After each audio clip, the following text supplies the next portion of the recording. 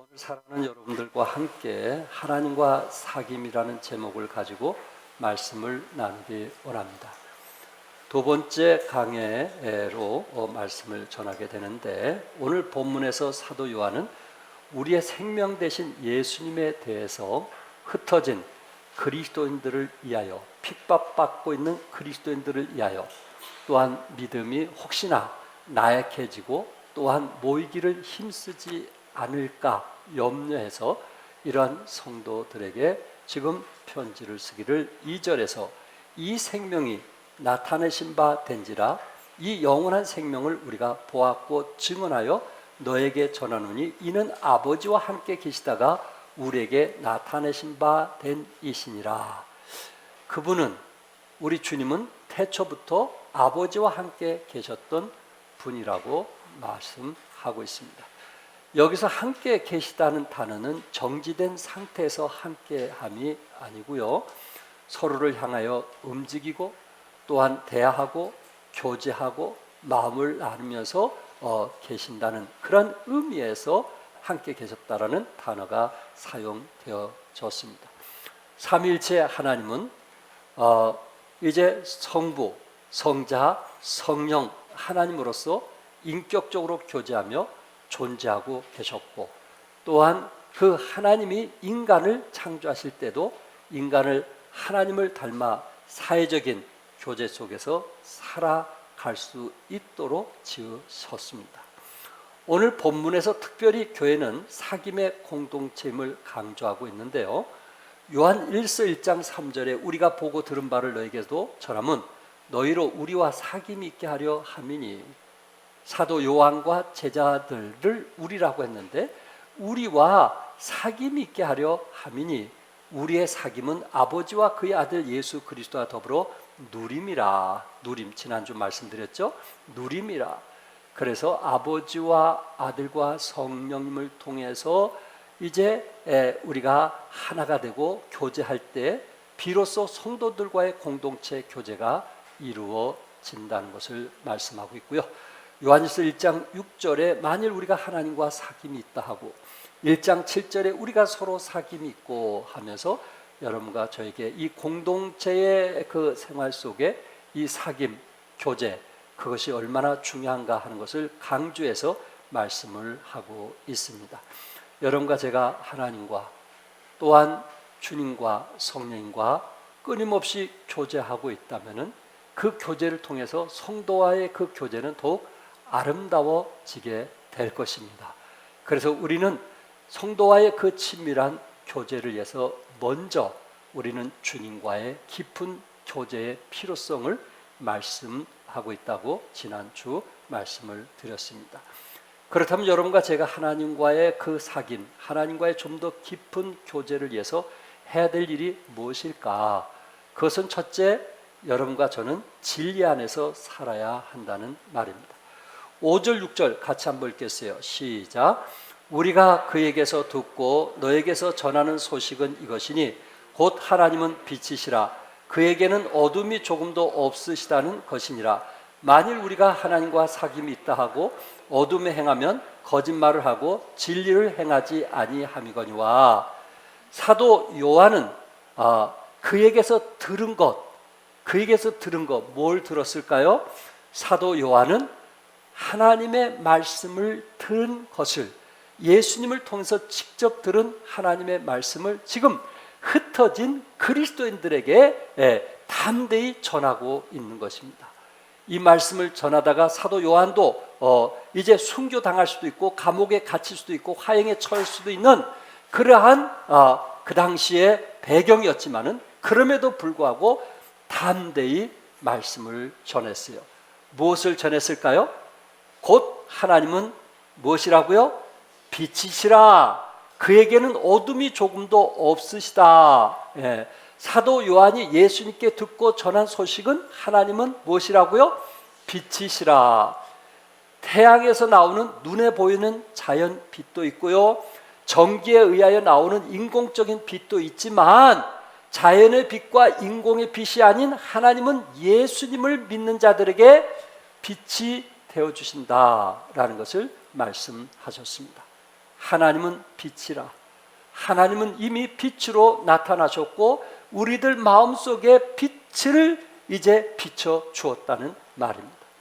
이사야 42장 6절에 나 여호와가 의로 너를 불렀은즉 내가 네 손을 잡아 너를 보호하며 너를 세워 백성의 언약과 이방인의 빛이 되게 하리니. 하나님께서 이사야에게 내 손을 잡아 너를 보호하며 너를 세워 백성의 언약과 이방인의 빛이 되게 했다.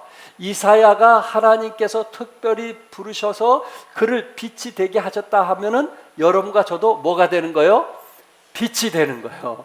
우리가 구원받은 하나님의 택한 자로서 여러분과 저는 빛이 되는 거예요. 예수님께서 말씀을 통하여 이방인들을 구원하시고자 이 땅에 오셨는데 그 이유는 이방인들에게 빛이 되기 위해서 주님이 오셨다는 말입니다. 여러분과 제가 예수님을 개인적으로 영접하고 구원받으면 우리 안에 생명이 있게 되고 또한 우리 안에 빛이 나타나게 되고요. 그러면서 하나님과 영원한 교제권이 이루어지게 된다는 말씀입니다. 요한복음 8장 12절에 예수께서 또 말씀하여 이르시되 나는 세상의 빛이니 나를 따르는 자는 어둠에 다니지 아니하고 생명의 빛을 얻으리라. 우리 주님께서 말씀하시기를 나는 세상의 빛이라고 그랬어요. 그리고 주님을 따르는 자는 세상의 빛을 뭐하리라? 얻으리라. 여러분과 저는 주님을 따르게 됐을 때 무엇을 얻게 돼요? 생명의 빛을 얻으리라. 생명의 빛을 얻게 되면요 우리는 어둠을 물리칠 수 있는 힘을 갖게 됩니다. 예수님은 참 빛이십니다. 요한복음 1장 9절에 참 빛고 세상에 와서 각 사람에게 비치는 빛이 있었나니 예수님은 참 빛으로서 세상에 오셨고 그 참 빛이 각 사람에게 비쳤다고 말씀했어요. 여러분과 저의 마음에 비쳤다고 말씀했어요. 흩어진 성도들에게 비쳤다고 말씀했어요. 어떤 고난과 역경이 있다 할지라도 참빛이 비치면 어둠이 물러가고 어둠의 주인이었던 마귀가 물러가기 때문에 그 흩어진 그리스도인들이 참빛된 삶을 살기를 원했던 것입니다. 다시 말해서 핍박과 고통과 여러 가지 환경의 어려움 때문에 예수 믿다가도 세상을 사랑하는 그런 어둠의 일을 행하는 그런 그리스도인이 되어서는 안 된다는 것입니다. 왜? 사망이 생명을 얻게 되었고 심판이 상급을 받게 되고 절망이 소망으로 바뀌게 되고 어둠이 빛으로 바뀌게 되었으니 우리는 참 빛으로서 더 이상 어두운 일을 행해서는 안 된다는 것을 강조하고 있는 말씀입니다.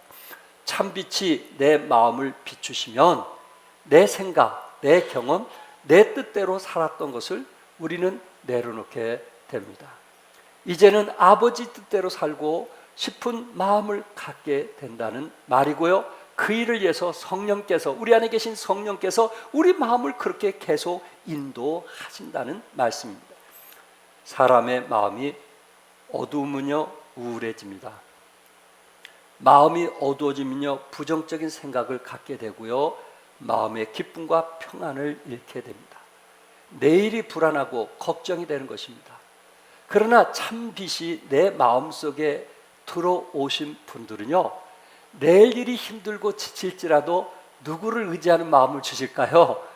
주님을 의지하는, 하나님을 의지하는 마음을 주시기 때문에 내 안에 평안과 기쁨이 있는 거예요.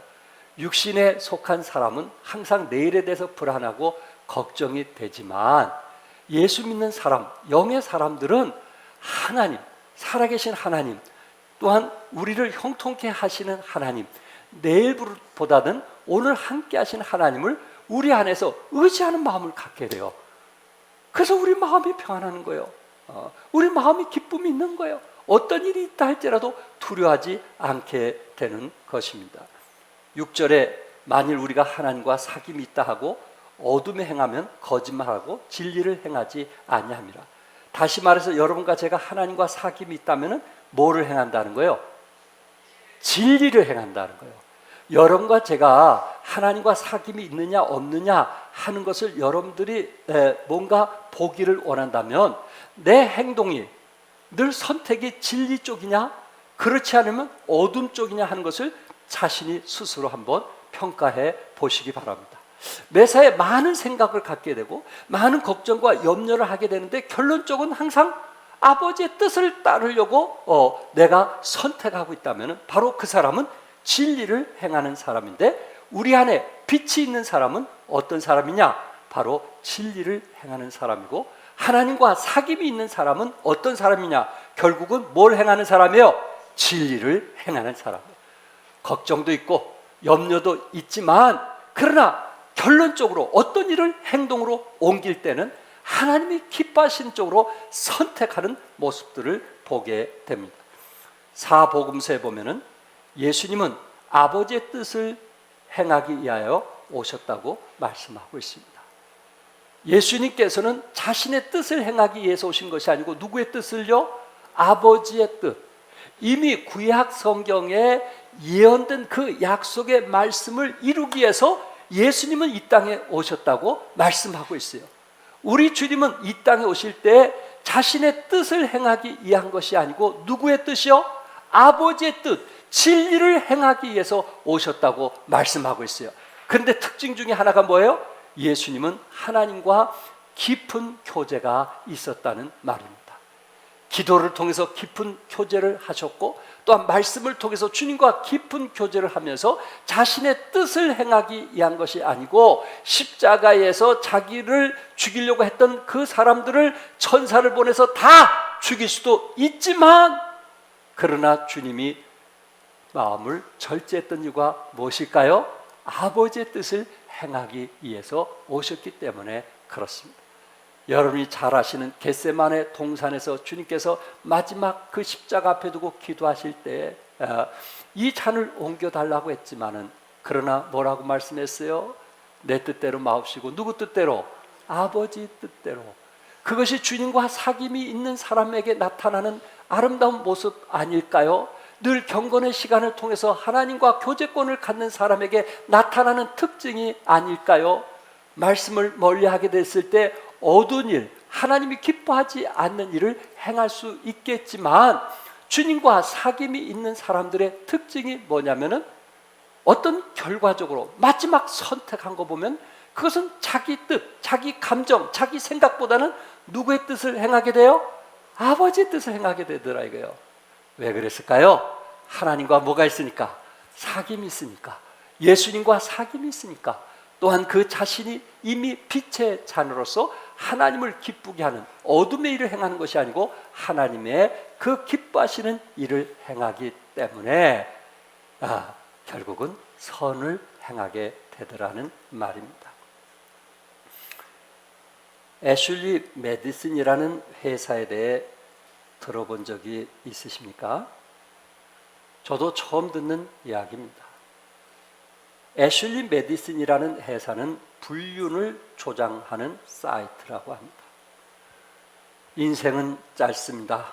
바람을 피우세요 라는 문구로 사람들을 유혹하여 가입하게 했다고 합니다. 그런데 그 사이트가 해킹되어 가입한 3,700만 명이나 되는 명단의 이름이 공개가 되었습니다.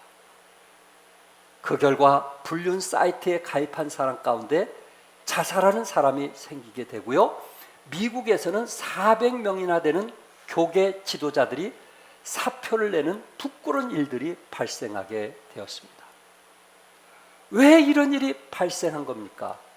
사람들이 아무도 모르게 은밀한 가운데 죄를 짓는 어둠의 일을 행하면서 살고 있기 때문에 그렇습니다. 우리 그리스도는 빛의 자녀이기 때문에 어둠이 물러갔다고 성경은 말씀하고 있는데 아직도 어둠의 일을 행하고 있기 때문에 그렇다는 말입니다. 결국은 주님과 사귐이 있는 사람, 주님과 깊은 교제권을 가진 사람과 그렇지 못한 사람의 차이는 두드러지게 나타나게 된다는 것을 말씀하고 있습니다. 두 번째, 우리는 그리스도의 피로 죄사함을 받았기 때문에 주님과 교제와 또한 주님과의 사귐을 가질 수 있다는 말입니다. 7절, 8절 우리 다 같이 한번 읽겠어요. 다 같이 시작. 그가 빛 가운데 계신 것 같이 우리도 빛 가운데로 행하면 우리가 서로 사귐 있고 그 아들 예수의 피가 우리를 모든 죄에서 깨끗하게 하실 것이요, 만일 우리가 죄 없다고 말하면 스스로 속이고 또 진리가 우리 속에 있지 아니할 것이요. 우리가 서로 사귐이 있고 그 아들 예수의 피가 우리를 모든 죄에서 깨끗하게 하실 것이요, 여러분과 제가 빛 가운데 사귐이 있다면 이미 우리는 죄에서 깨끗함을 받은 자라는 거예요. 죄사함을 받은 자기 때문에 주님과 빛 가운데 행하게 되고, 그리고 그리스도 안에서 진정한 사귐, 우정이 있다는 거예요. 한 번 친구면 영원한 친구가 될 수 있다는 거예요. 그리스도의 피로 죄사함을 받게 됐을 때 하나님과 친밀한 사귐을 갖게 되는데, 로마서 3장 10절과 11절에 기록된 바 의인은 없나니 하나도 없으며 깨닫는 자도 없고 하나님을 찾는 자가 없는 그러한 죄인이었던 모습을 드러내고 있고요. 다윗은 시편 51편 5절에 내가 죄악 중에 출생하였으며 어머니가 죄 중에서 나를 잉태하였나이다. 이미 죄 중에서 태어났다. 부모가 또한 제 아내 그 할아버지가 목사님이었다 할지라도 그 자손들은 뭐 중에 태어났다고요? 죄 중에 태어났다. 죄 중에 태어났다. 인간은 자신의 허물과 죄로 말미암아 생명의 근원이신 하나님과 단절되고 영적으로 죽은 상태에서 머물게 된 것입니다.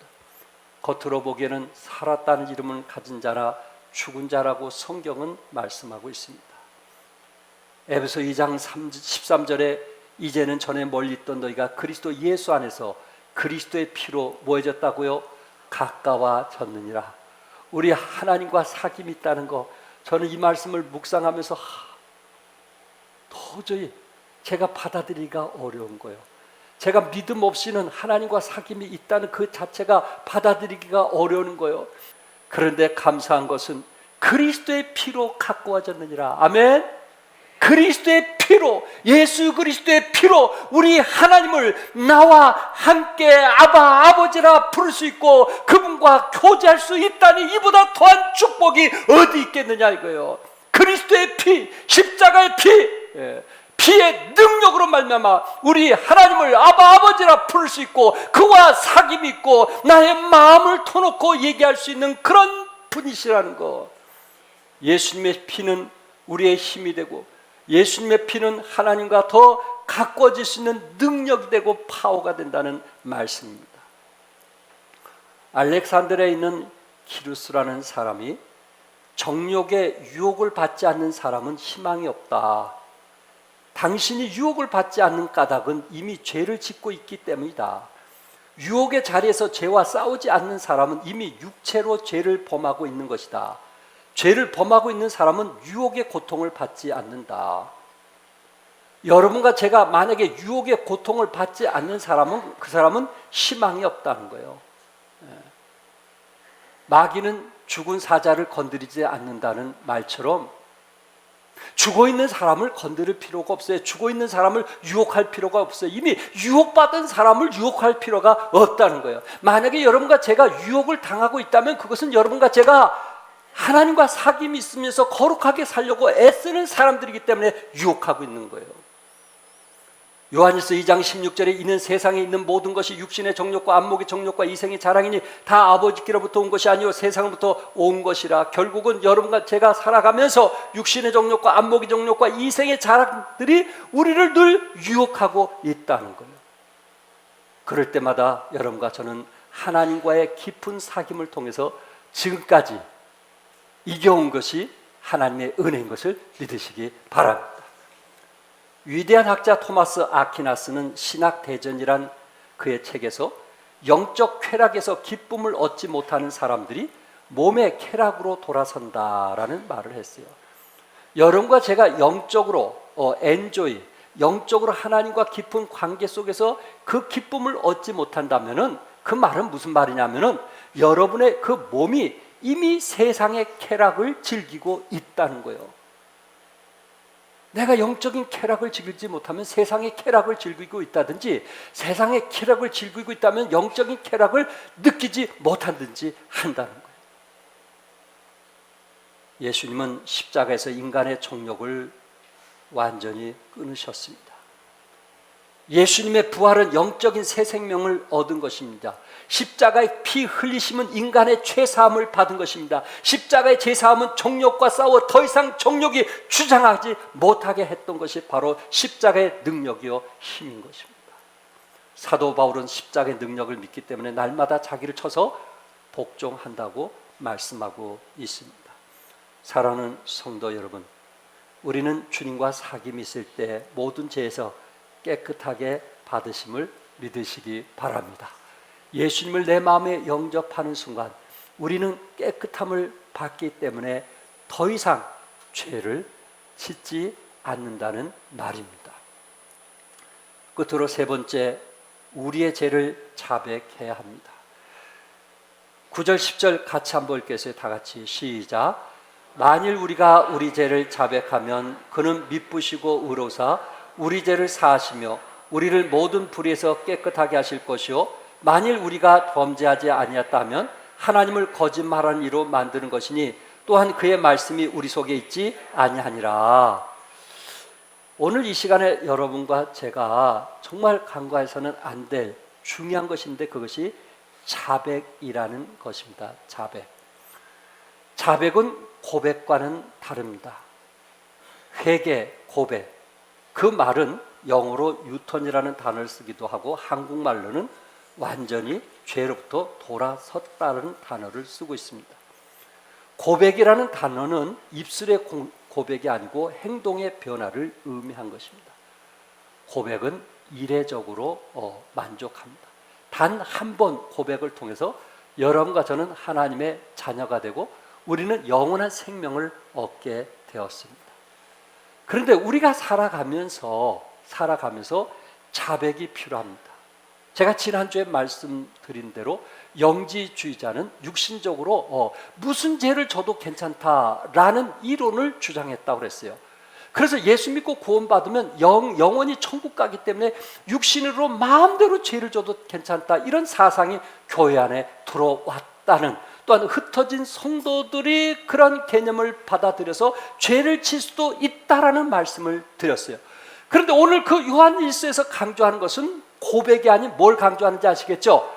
자백을 강조하고 있는 거예요. 자기의 행한 대로 이실직고하는 자백. 우리 그리스도인들이 오늘 기도 중에도 알고 모른 죄를 회개해달라고 그런 기도를 하셨는데, 바로 우리의 죄를 자백하면서 살아가는 사람과 자백 없이 살아가는 사람과는 하나님의 그 사귐과 많은 차이가 있다라는 것을 말씀하고 있어요. 여러분, 우리는 예수 믿고 구원받은 것을 칭이라고 합니다. 그러나 여러분과 내가 이 땅에 살아가면서 우리의 숙제는 뭐죠? 칭이 다음에 뭐예요? 성화입니다. 성화.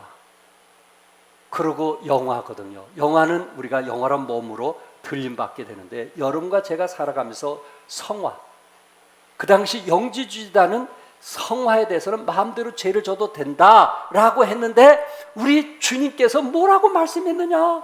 흩어진 성도들에게 지금 말하고 있는 것입니다.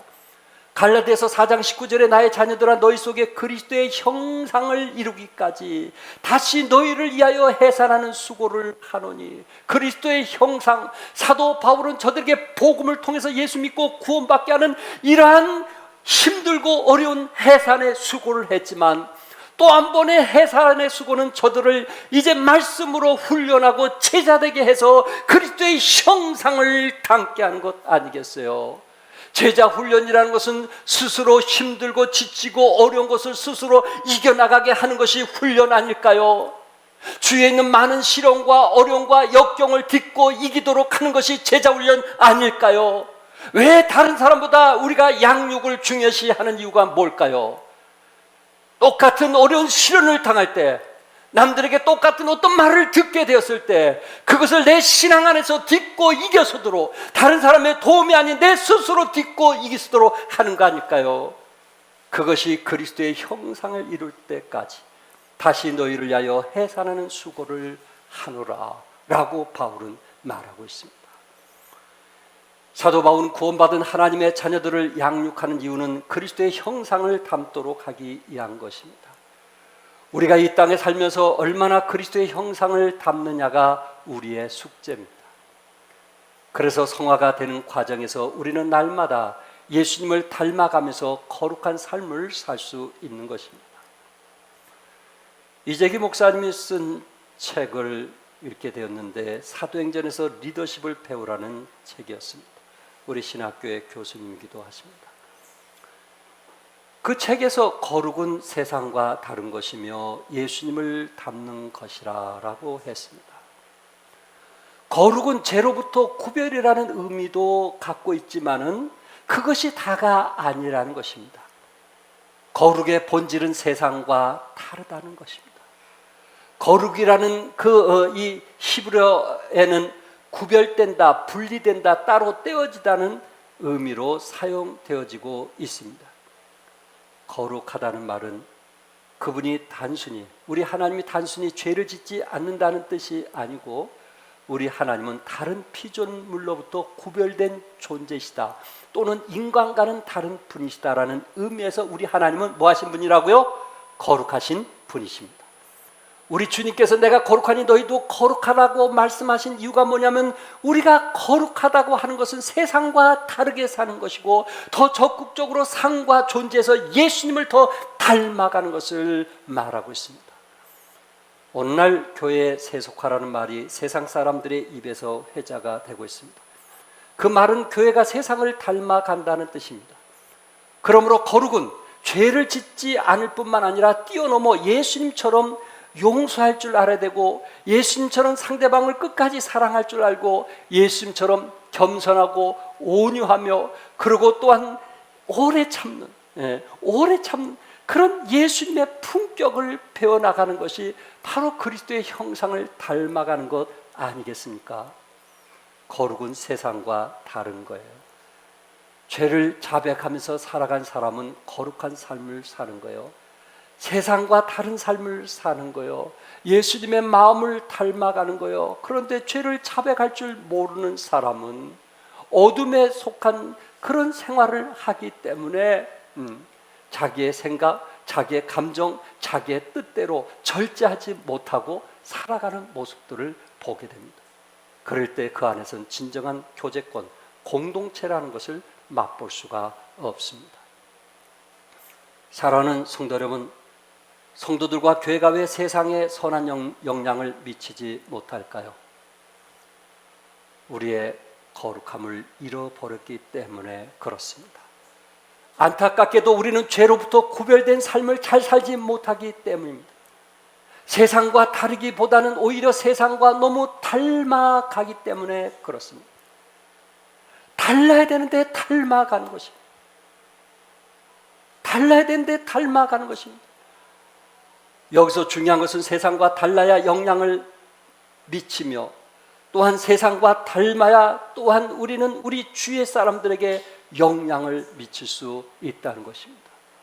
우리의 말, 우리의 태도, 우리의 가치관, 우리의 도덕성, 우리의 행동, 이런 것에서 다른 사람이 매력적으로 보게 됐을 때 우리의 말에 귀를 기울이기 시작하며 영향을 받게 될 것입니다.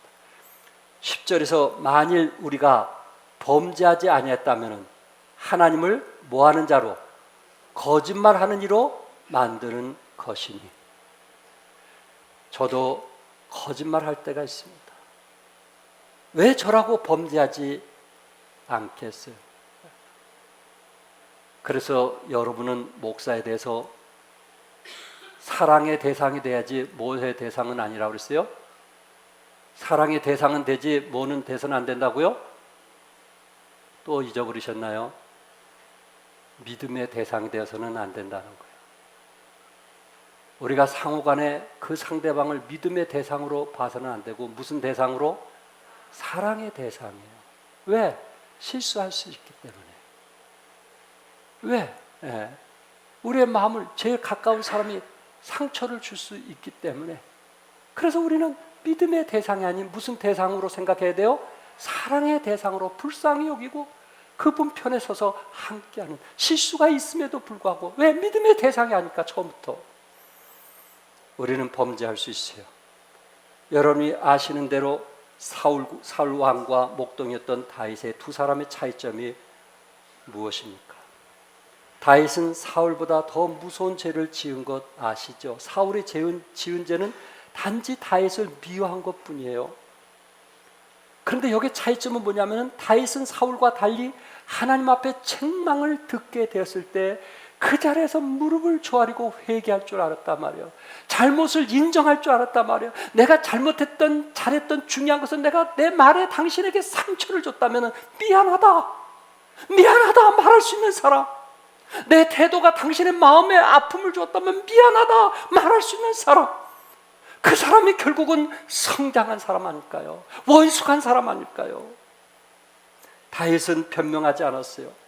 다윗은 공개적으로 자기 잘못을 통해 자복하는 시를 지어서 하나님과 사람 앞에 완전히 드러냈어요. 완전히 3000년에 있던 이 죄가 3000년 동안 사람들 입에 전해지면서 그분의 죄를 완전히 드러냈어요. 시편 51편 1절과 12절이 그런 내용 아닙니까? 그 중에 17절에 하나님께서 구하시는 제사는 상한 심령이라 하나님이여 상하고 통하는 마음을 주께서 멸시치 아니하시리라 하면서 자기의 죄를, 자기가 지은 죄를 낱낱이 자백한 사울은 하나님께서 그에게 권면했음에도 불구하고 그는 교만했어요. 결국은 죽음을 당하고 말잖아요. 그런데 다윗은 내 마음에 합한 자라고 했거든요. 우리는 그 죄를 가지고 그 사람을 평가하는 경우들을 보게 되는데 우리 하나님의 평가는 우리가 생각하는 것과 다릅니다.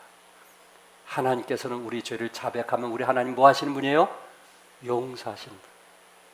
여러분과 제가 용서하지 못할지라도 우리 하나님 뭐 하시는 분이에요? 용서하시는 분이에요.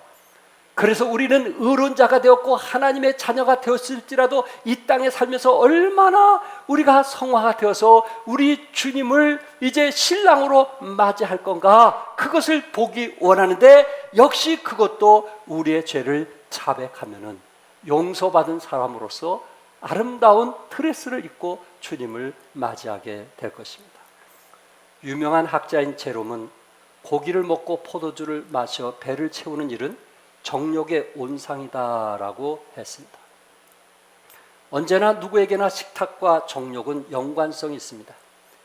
물론 먹는 것은 나쁜 것이 아닙니다. 인간이 가지고 있는 본능적 욕구 중에 가장 기본적이고 가장 극복하기 힘든 것이 사실 식욕입니다. 그래서 식탐이 정욕을 일으킨다는 말이 있습니다.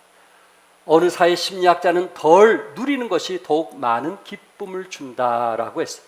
덜 누리는 것, 좀 세상에 대해서 좀 덜 누릴 수 있다면 여러분들에게 영적인 더 기쁨을 얻게 된다는 거예요. 그런데 우리는 영적인 기쁨보다는 세상적인 식탐이나 또한 이런 정욕적인 것에 마음을 두고 살아가는 사람들이 많이 있다라는 말입니다.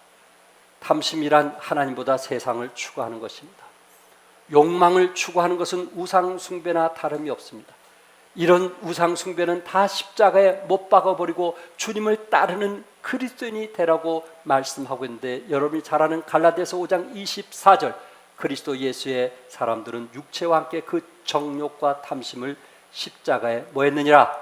못 박았느니라. 믿으시면 아멘 하세요. 아멘요?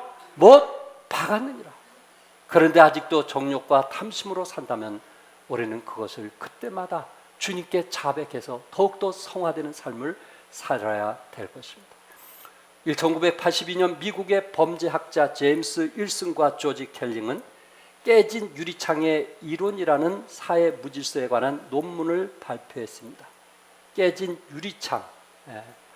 가끔 저희 교회에서도요, 동네 사람들이 쓰레기 봉투를 하나 갖다 놓는다든지 깨진 유리를 하나 갖다 놓으면요, 누가 치우겠지 하고 그냥 교회 들어오면 그 다음 조금 있다가 나가면 거기에 깨진 유리가 더 쌓여있고, 조금 지나가면 더 쌓여있고, 또 옆에 쓰레기가 있으면 그런 쓰레기가 더 쌓여있고, 그거 하나 때문에 양심이 화에 맞은 자가 돼서 누가 버렸는데 뭐 나도 버리면 되겠지, 버려서는 안 될 장소임에도 알고 누가 버렸으니까 나도 버려도 괜찮다라는 생각을 가지고 계속 거기다가 버려서 쌓이게 돼요.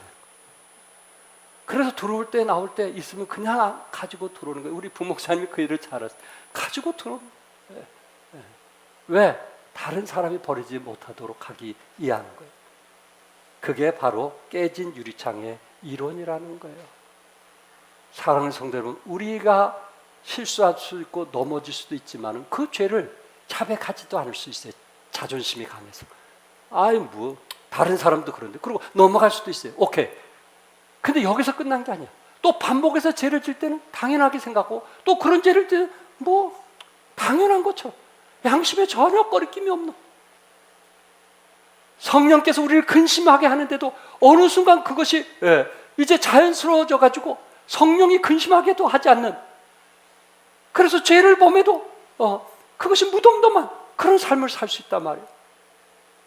지금 사도 요한은 흩어진 그리스도인들에게 말씀을 전하고 있는, 그렇게 살아서는 안 된다. 그렇게 살아서는 안 된다. 그래서 우리는 죄를 뭐 해야만 된다고요?